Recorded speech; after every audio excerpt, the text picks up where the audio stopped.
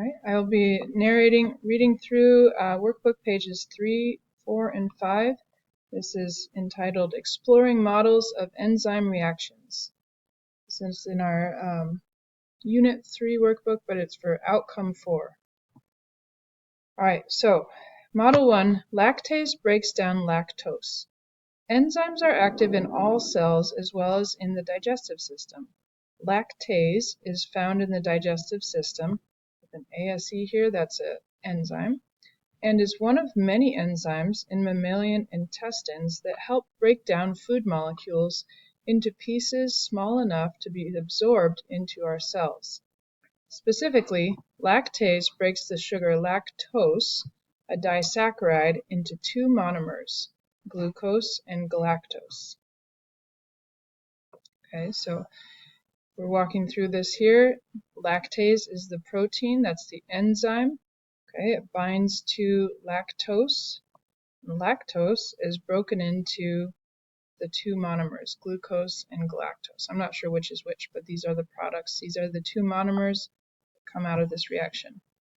All right, Model 1 represents a reaction in which lactose is broken apart with the assistance of the enzyme lactase.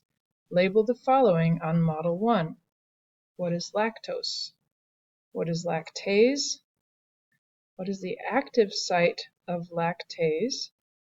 Just a hint here, this is where the lactose meets the lactase. The enzyme substrate complex, or the temporary molecule formed when the substrate is in the active site of the enzyme. And the products of the reaction, glucose and galactose. So in your workbooks, you can go ahead and label that model. Okay, this is going to be an important thing to be able to work through. All right, number 2, using the names of the reactants and products instead of chemical formulas, write a chemical equation for the reaction catalyzed in Model 1. Hint, only reactants and products are included in a chemical reaction.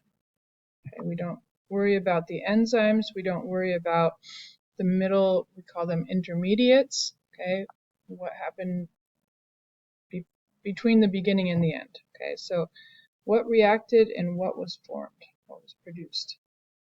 All right, number 3, referring to the chemical reaction you wrote for the question above, in question 2, is lactase a reactant, a product, or neither? Explain how you know. Okay, I'll let you think through that. Describe the role the enzyme lactase played in the reaction. What did lactase do in this reaction? What was its job? And number 5, what do you think could happen to the enzyme lactase at the end of the reaction?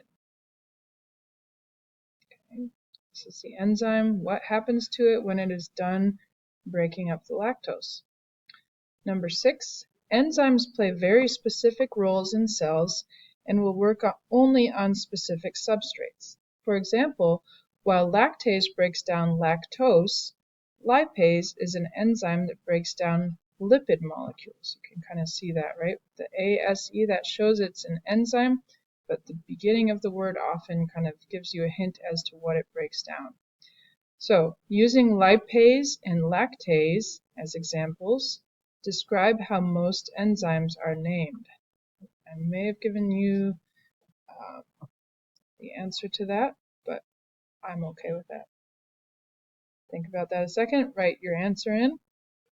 Suppose the image below is a model of a different disaccharide named sucrose. Okay.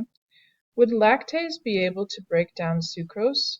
Explain your answer in terms of the model. Okay, so you take a look at this. Remember, the shape of a protein, the shape of an enzyme, and its active site is incredibly important. Hopefully you remember why. So if this is sucrose, this is how sucrose is shaped, and your enzyme, lactase, is shaped like this. Would they be able to react together? Why or why not? All right, in Model 2, we're looking at the effect of denaturing on enzymes. Changes in some environmental factors, such as changes in pH, that's the acidity or how basic something is, or increases in temperature can disrupt the three-dimensional shape of proteins, including enzymes. Model 2 demonstrates the change in an enzyme that can occur with increasing temperature. A protein that has changed shape due to changes in environmental variables is described as denatured. Okay, so this is a denatured protein. Kind of looks like it went through the microwave. There you go, you've got fire below it. Okay, the effect of denaturing on enzymes. It's not pretty. Using your new knowledge of enzyme active sites, describe why temperature changes can impair an enzyme's ability to catalyze reactions. This is a lot in one question, so if you had to boil it down, think about what would be another way to restate this, right?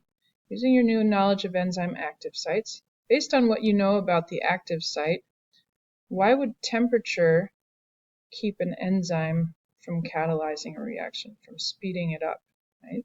Catalyst is something that speeds up a chemical reaction. Why would temperature affect that? And what questions do you have? That is it for this workbook set of pages. Hopefully that helped.